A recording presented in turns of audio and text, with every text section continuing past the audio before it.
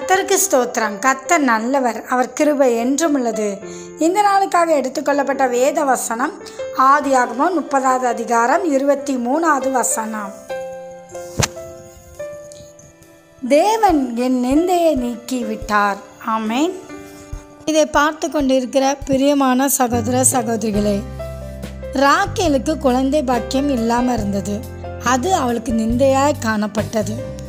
தேவன் அவள் கற்பத்தை ஆசீர்வதித்து குழந்தை செல்வத்தை கொடுத்தார்.